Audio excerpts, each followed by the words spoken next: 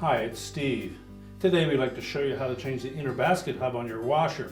It's a really easy repair. Let me show you how we do it. Now before we begin this repair, the first thing we'll need to do is to disconnect power to the washer. So either pull it far enough forward that you can unplug it, or locate the electrical panel, turn off the appropriate breaker, or remove the appropriate fuse.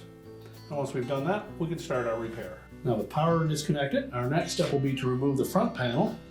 So taking a putty knife, we're going to go in this gap between the main top and the front panel, about 4 inches in from either side. You'll need a metal spring. We're simply going to depress that spring. At the same time, we'll pull out at the top on that front panel. We'll do the same on the opposite side.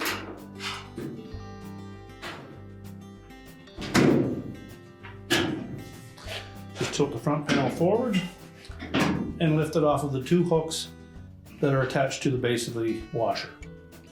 Now next we'll need to remove the control panel from the housing at the back.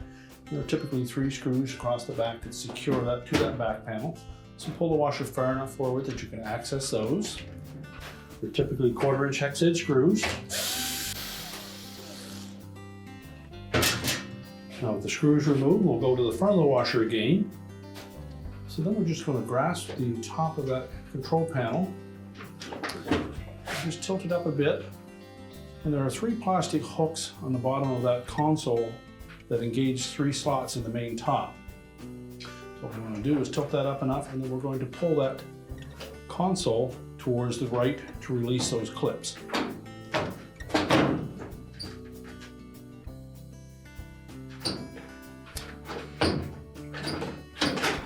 Then just tuck those in behind the back of that main top.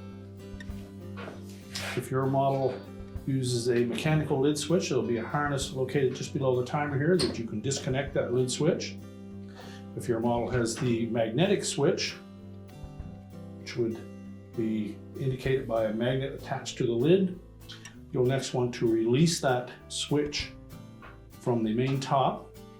If you reach in underneath, you'll find a plastic tab right at the very back of that housing. Simply push that tab forward, lift up on the rear of that switch housing, and pull it up onto the main top.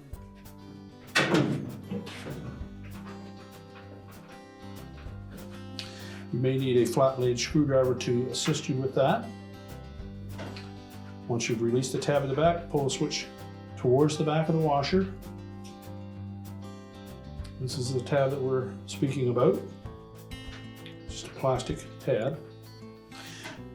And we'll push that switch body down through the opening in the main top. And then we're ready to remove the screws that secure that top to the cabinet. There's 2 1/4 inch hexhead screws at the front.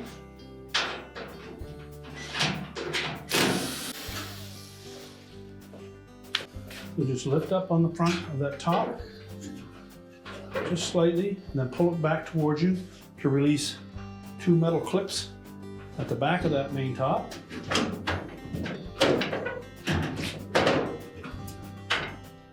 And then you can lift that whole assembly off the washer and set it aside. Now we'll take that control panel now and we're going to tilt it up over the back of the washer. We'll need to remove this shield so that we can next get out our tub cover. You can begin by removing the air dome tube from the water level control. And that will give you a little more leeway with that control panel. And then we'll remove 4 1/4 inch hexhead screws that secure that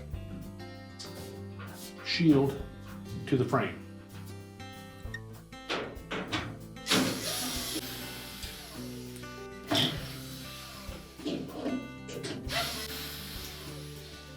Your model may also have the water inlet valve attached to that shield. So remove the 2 screws that secure it to that shield. And then closer to the middle. We'll also disconnect the outlet tube from that valve. Simply depress the clamp, pull it down onto the hose. And then you need to break the bond between that hose and the outlet of the valve by twisting the hose. Or you can also take a flat blade screwdriver and go in close to the body of the valve and just push the hose back.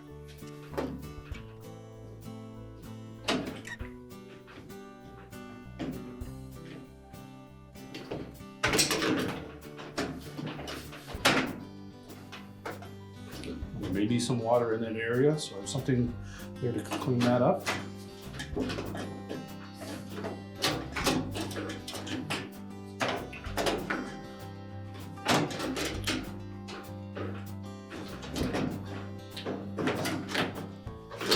And then we'll tilt that shield out of the way.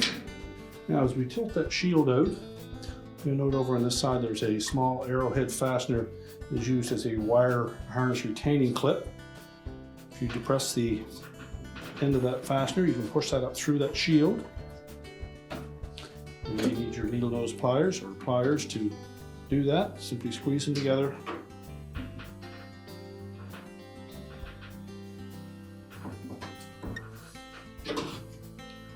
And then you can set that shield aside.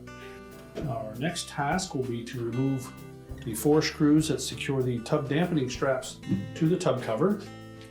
These are normally a 5/16 hexhead screw.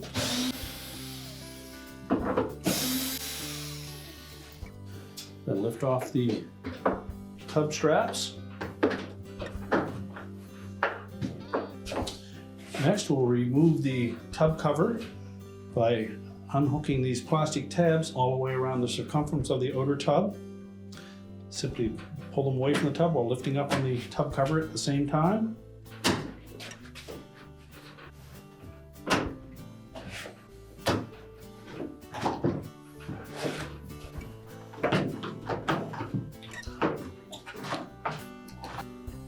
Then lift the tub cover out of the opening and set that aside. Now next we'll need to remove the agitator. To remove that agitator, it's a friction fit to a hub at the bottom of that tub, so you need to get hands on both sides of the skirt of the agitator and pull up sharply on it.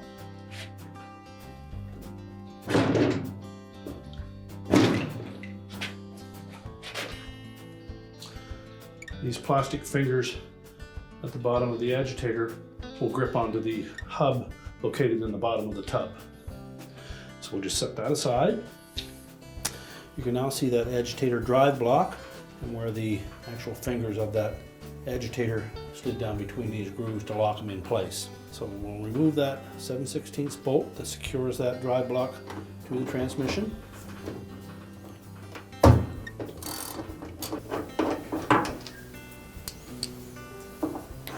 And then lift that off. The side of that drive block is splined to match the shaft coming out of the transmission assembly.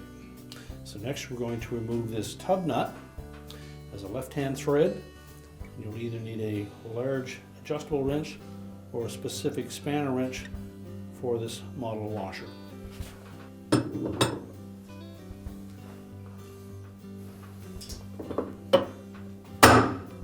So while holding the inner basket from turning, just loosen that nut.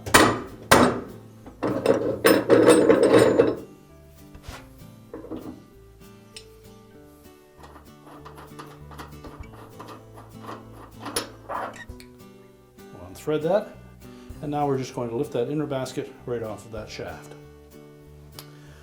Now we removed the inner basket, placed it upside down. You can then access these 8 number 25 torx screws that secure that hub to the inner basket.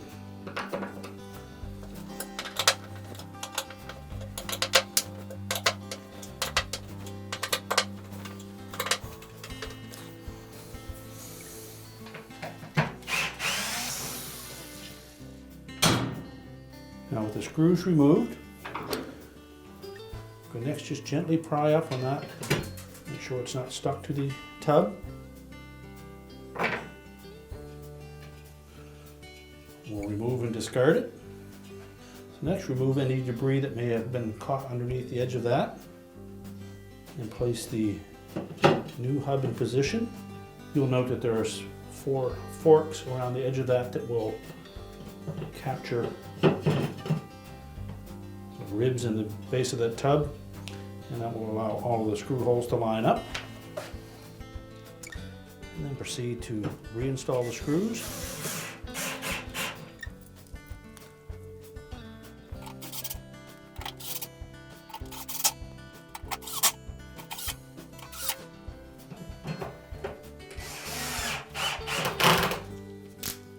Then we'll tighten those all securely.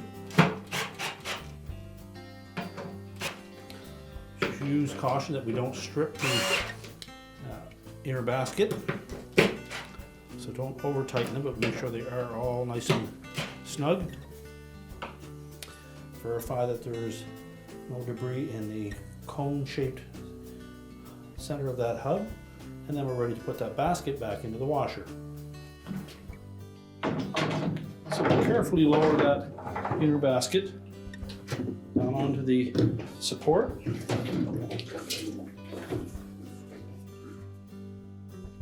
And next we'll put that cone-shaped tub nut back in position.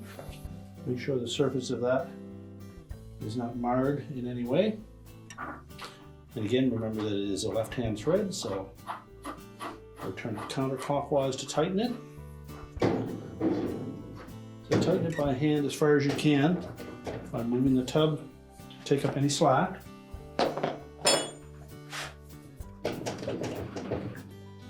And then we'll use our wrench to tighten it securely.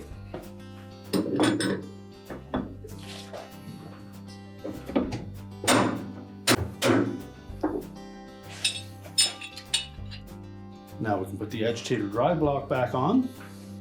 Simply rotate it until the splines line up. Install that shoulder bolt.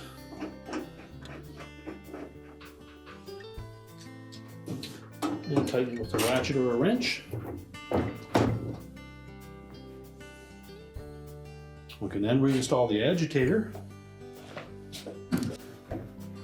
And there are some long splines in the center of the agitator that will match up with splines on the outside of that agitator drive block that will line it up so that these locking tabs can engage properly. So simply position it on top of the drive block and rotate the base of it until they line up. Should push down easily and then snap it into place. Now next we're ready to put the tub cover back on. Now when reinstalling that tub cover, we need to make sure that we line it up properly so that if your model has a bleach dispenser, that it lines up with the lid, as well as the 4 mounting points for the tub straps have to line up. So on the bottom edge of this tub cover, there are 3 locating tabs, 1 short one and 2 long ones. We're going to line up that short one. In the left front corner, you'll see there's a square block on the outer edge of that outer tub. There's another one on the right hand side that would line up with this one. And there's one in the right rear that will line up with that one. You may need to pull the tub slightly forward to tuck it in underneath the cabinet at the back. Make sure all of the tabs are on the outside of that outer tub.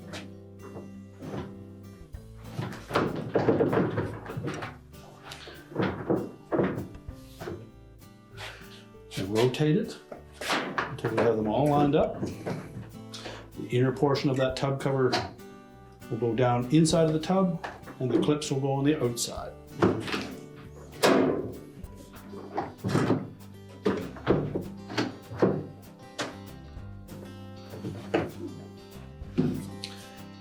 And once we have them all lined up, you can simply press down on that tub cover until the latches engage. All the way around the perimeter of that tub cover, making sure that all of them latch properly. Just do a visual inspection. Make sure they're all attached properly. Next, we'll reattach the tub dampening straps. Fit those over the posts on the tub cover.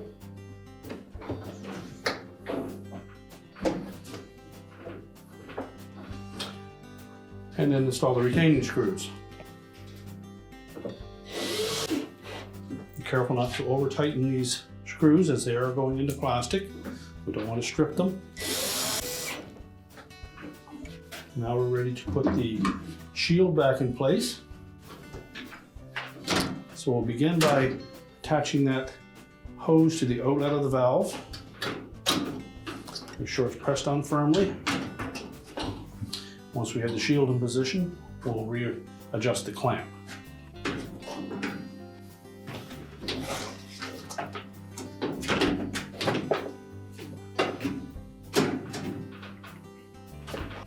So reinstall the screws that secure that shield to the frame.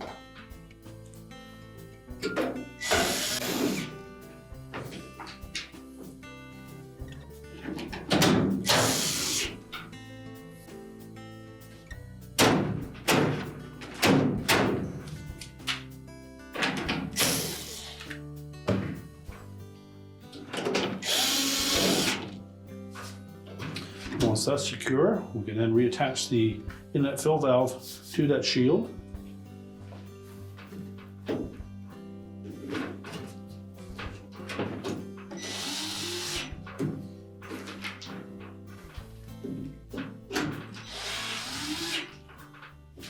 We can then reattach that wire harness retainer clip, press that into the opening. We'll also need to make sure that we route that air dome tube into the proper position. Make sure it's above the tub strap. And then it comes up through that oval opening in the shield. And then we'll attach it to the water level control once we tilt the console back into place. So now we're ready to put the main top back in place. Now when installing the main top, we want to make sure that we line up these slotted openings on either side at the back with the hooks that are on this top support frame. Make sure they're engaged in there, and then we'll push the top towards the back to lock it in place.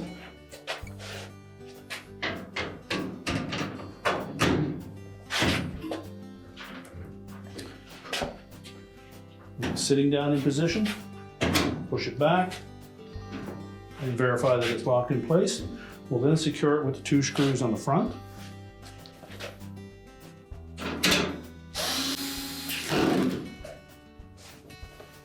Next, we'll raise that lid.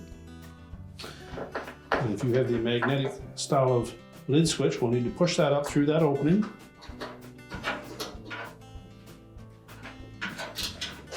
Make sure that the plastic spring clip faces towards the back of the washer.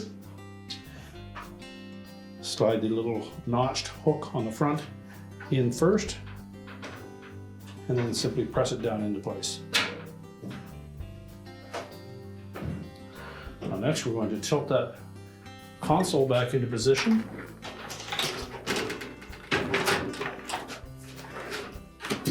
Again, make sure that we reattach that air dome tube.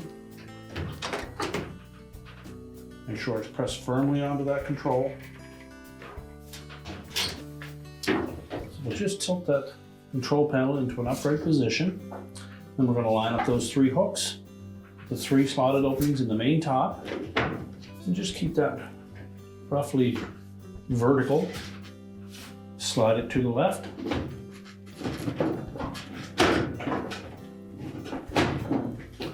Make sure it's centered on both sides, and the back panel should tuck in behind. And then we'll secure it with the three screws across the back. So just verify that the screw holes line up and install those three screws. And secure it to the back panel.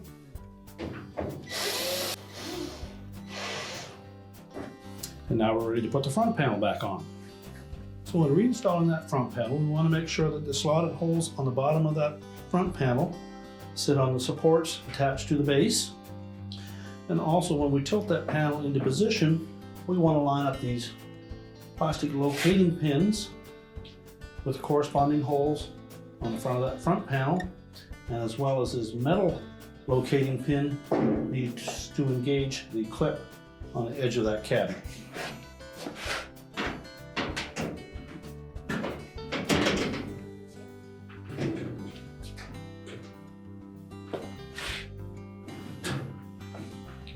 Once we've lined up all of those guides, I'm simply going to snap that front panel until the spring clip on the top engages.